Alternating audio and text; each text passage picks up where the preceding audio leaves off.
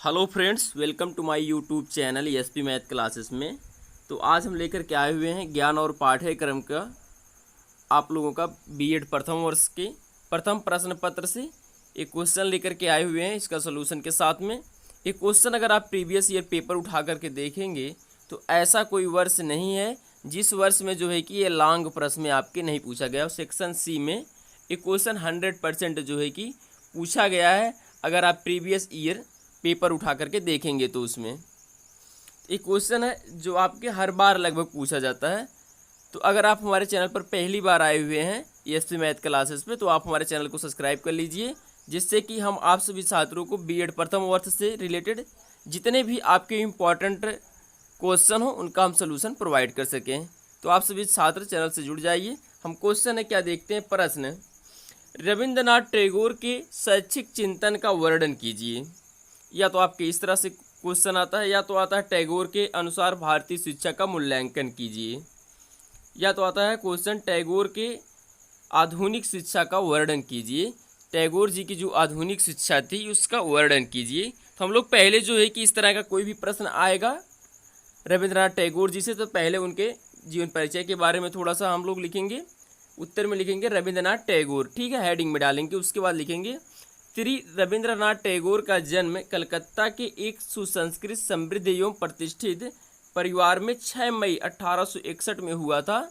इनके पिता श्री रविंद्रनाथ टैगोर बड़े विद्वान इनके पिता श्री देवेंद्रनाथ टैगोर बड़े विद्वान, कला प्रेमी, धर्मप्रिय, समाज सेवक, राष्ट्रभक्त और साधु किस्म के आदमी थे।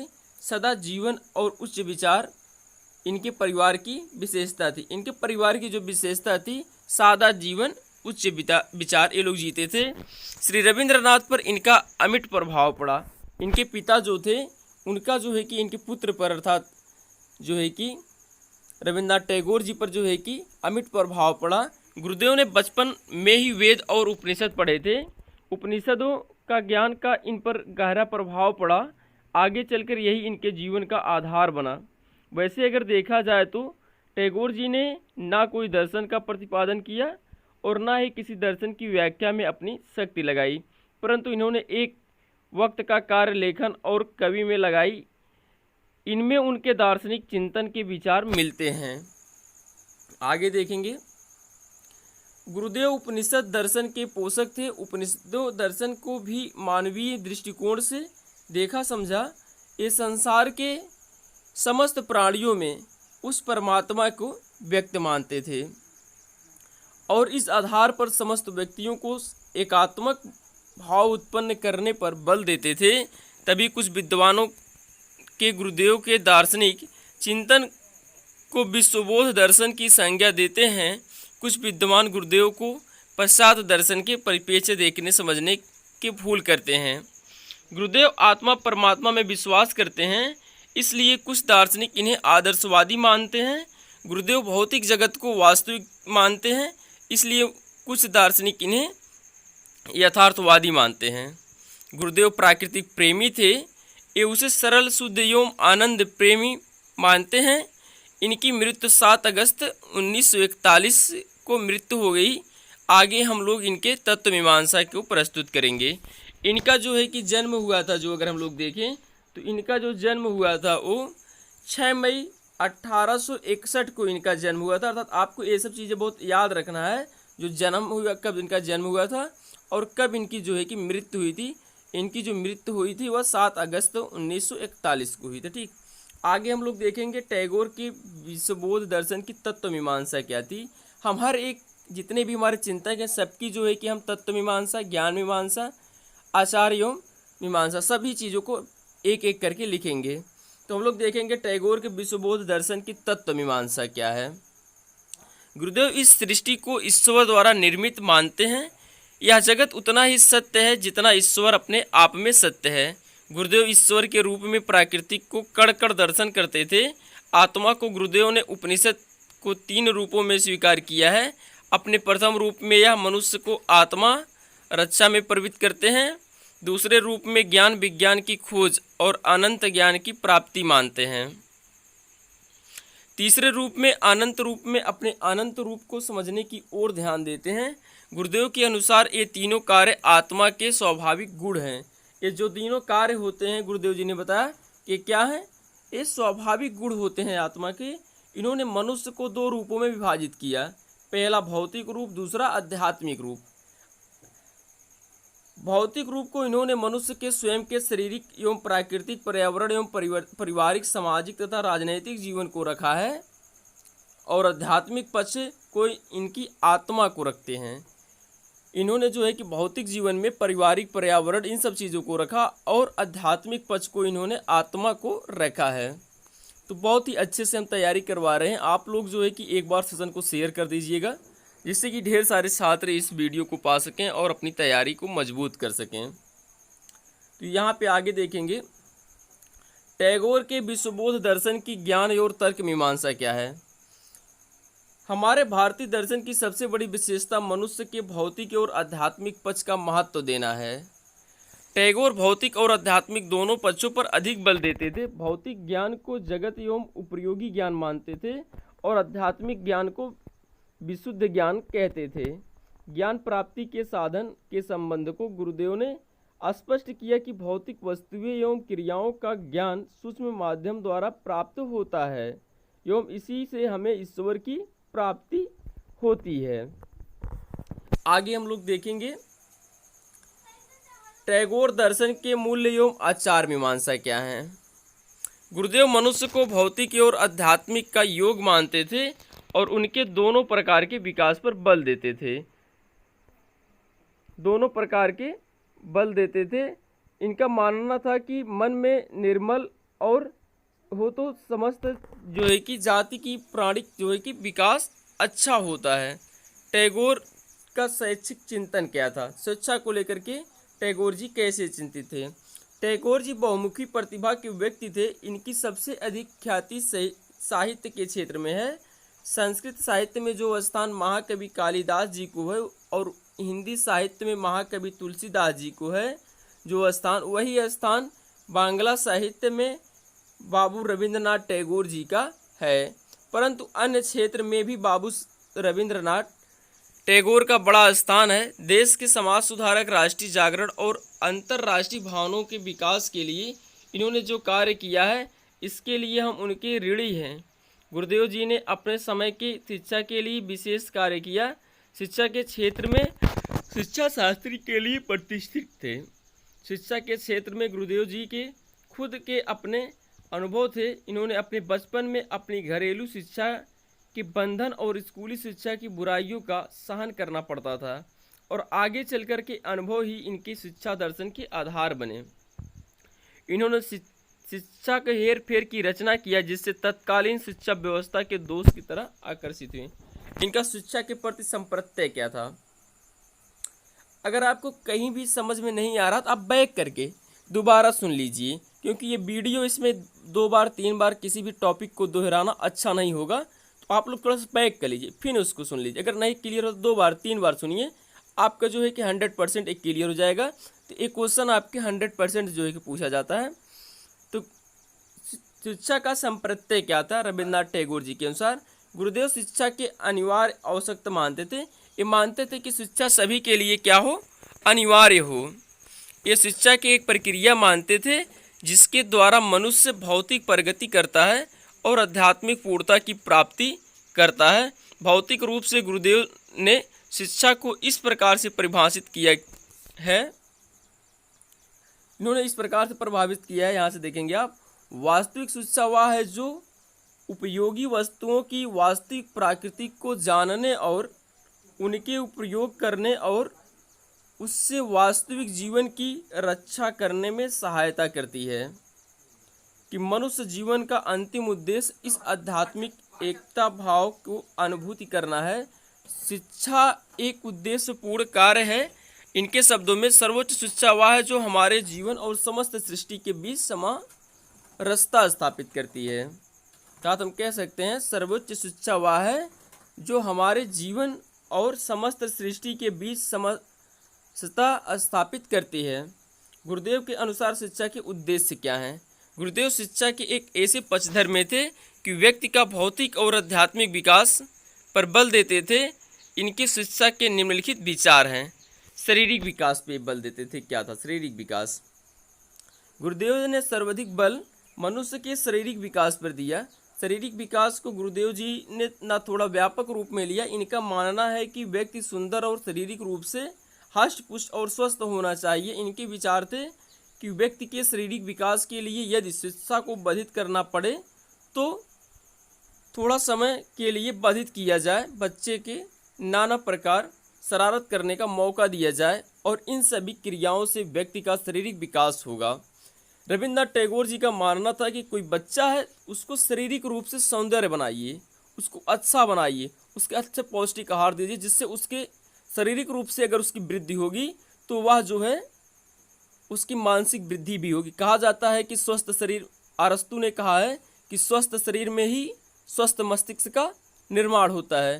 तो आप बड़े बड़े अच्छे अच्छे टीचर्स देखेंगे तो उनका क्या होता है, शरीर से वे स्वस्थ होते हैं। बौद्धिक विकास पे इन्होंने क्या, रविन्द्रनाथ टैगोर जी के अनुसार बौद्धिक विकास पे क्या बल दिए थे? गुरुदेव जी मनुष्य के बौद्धिक विकास पर बल देते थे। इनका मानना था कि बौद्धिक विकास विभिन्न क्षेत्र में किया जाए, न कि अल्प क्षेत्र में। विभिन्न बौद्धिक क्रियाएं जैसे चिंतन, स्मरण, कल्पना इत्यादि इनके शक्तिशाली संगठन से था, जिसके द्वारा व्यक्ति विभिन्न प्रकार का ज्ञान प्राप्त करता था। ज्ञान ऐसा हो जो समय आने पर उपयोग किया जा सके, इसे कौशल युक्त करना चाहते थे।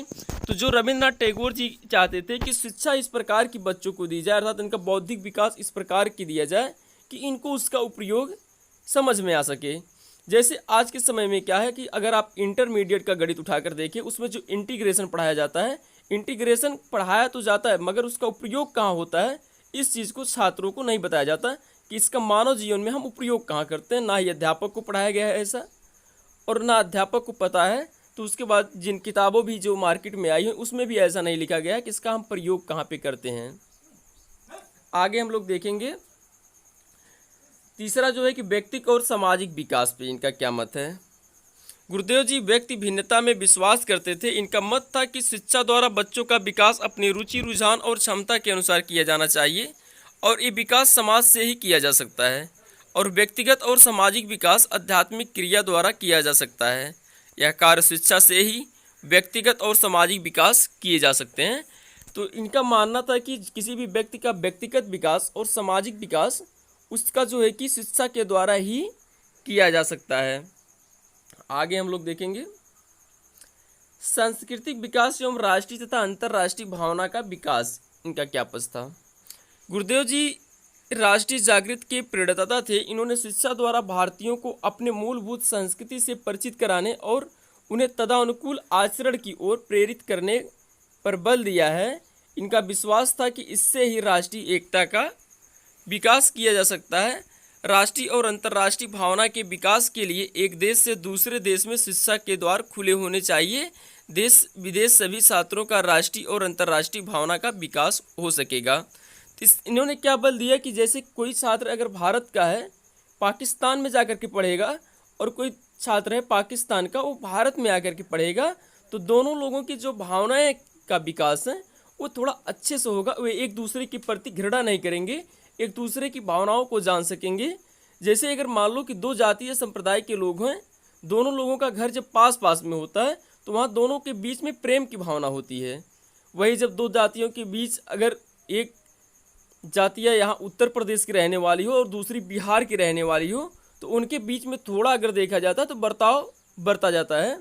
तो इस तरह के वे भाव देते थे रविन्द्रनाथ टैगोर जी की एक देश से दूसरे देश की अगर छात्रों का आगमन और गमन रहेगा, यहाँ के छात्र वहाँ जाएंगे शिक्षा प्राप्त करेंगे, वहाँ के छात्र यहाँ आकर के शिक्षा प्राप्त करेंगे, तो इनकी अंतर्राष्ट्रीय भावनाओं का जो है कि विकास अच्छा होगा। एक दूसरे के बारे में ये अच्छी सोच विकसित करेंगे।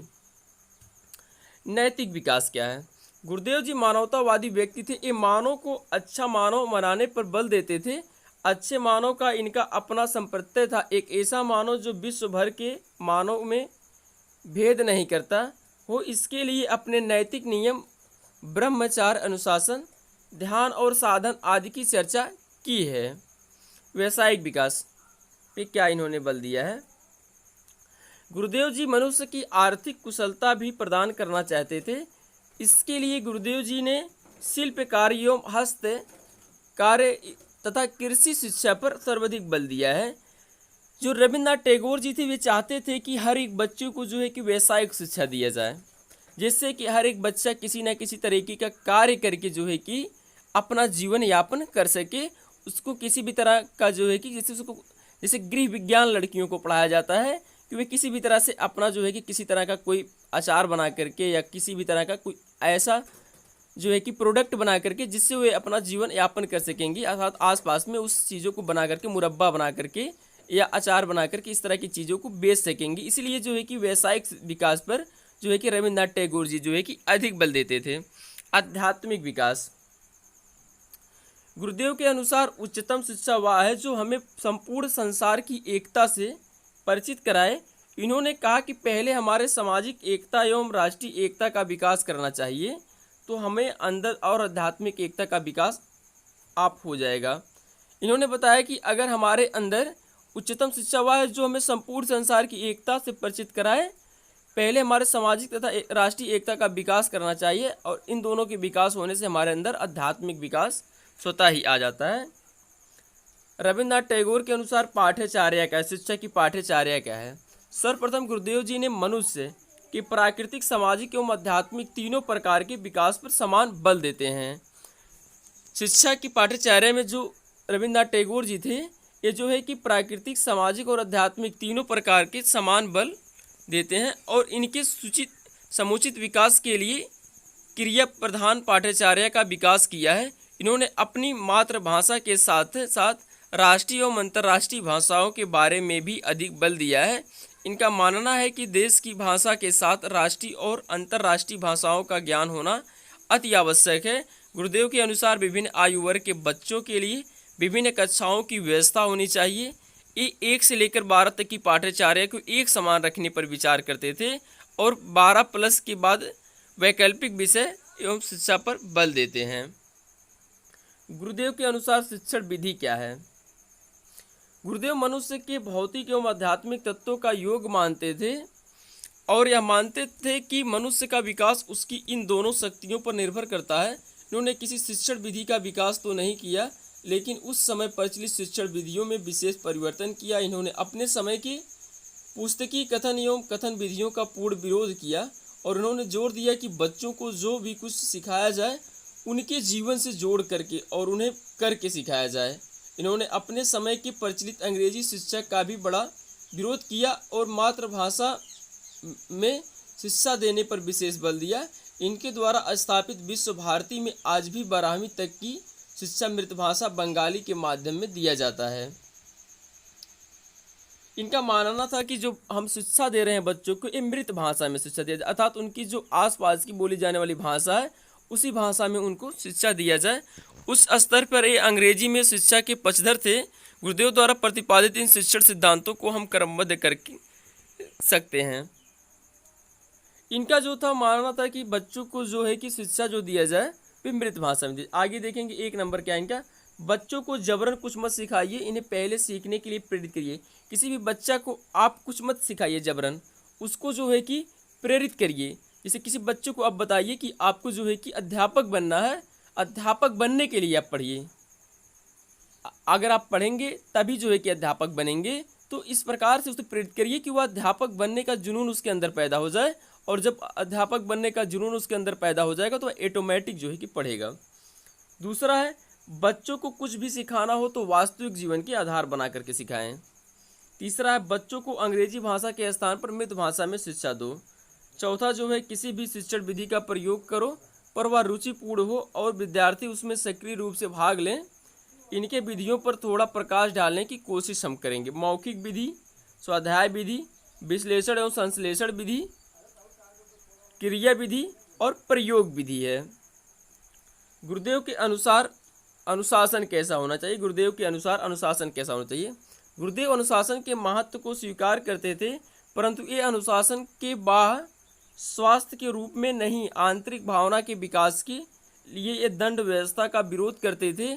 उनका मानना था कि दंड से बालक उदंड होते हैं।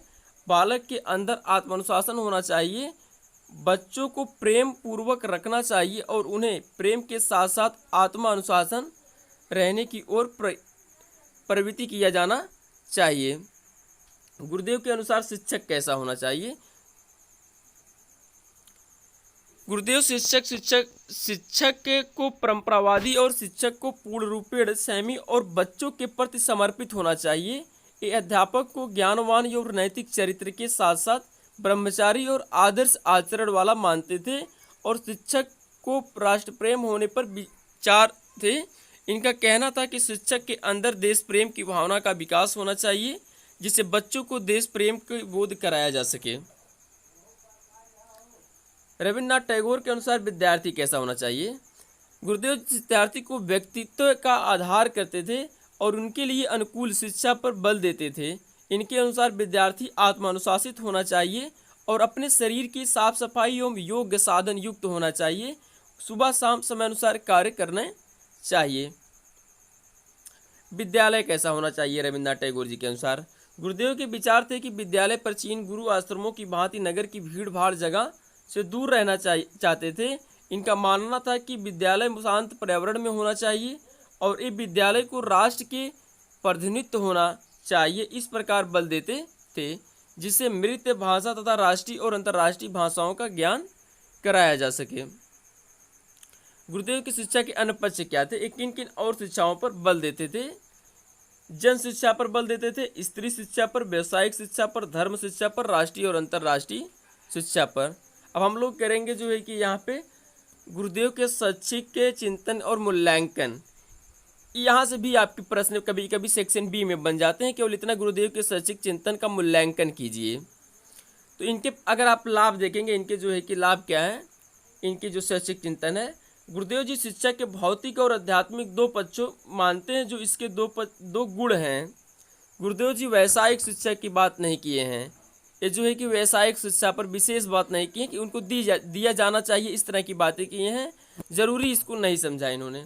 दूसरा जो है, गुरुदेव जी शारीरिक और मानसिक रूप से स्वस्थ व्यक्तियों की शिक्षा के पक्षधर हैं। असहाय एवं विकलांग बच्चों के, अंधे बच्चे एवं शारीरिक रूप से अस्वस्थ बालकों की शिक्षा पर बात नहीं किए हैं, जो इसके दोष हैं, जो इसके क्या हैं, दोष। तीसरा हम लोग देखेंगे, गुरुदेव जी सच्चे एवं आध्यात्मिक नियमों पर बल दिए हैं और अध्यात्म नियम पालन करने वाला अध्यापक होना चाहिए। अध्यापक एक ऐसा होना चाहिए जो क्या हो, अध्यात्म नियमों का पालन करना चाहिए। तीसरा, अध्यात्म एवं कर्तव्यनिष्ठ आज शिक्षक हमारे समाज में नहीं है। आज जो है कि अध्यात्म और कर्तव्यनिष्ठ वान अध्यापक जो है कि हमारे समाज में बहुत कम है। हम आशा करते हैं आप सभी छात्र जो है कि शुरू से लेकर के लास्ट तक देखे होंगे।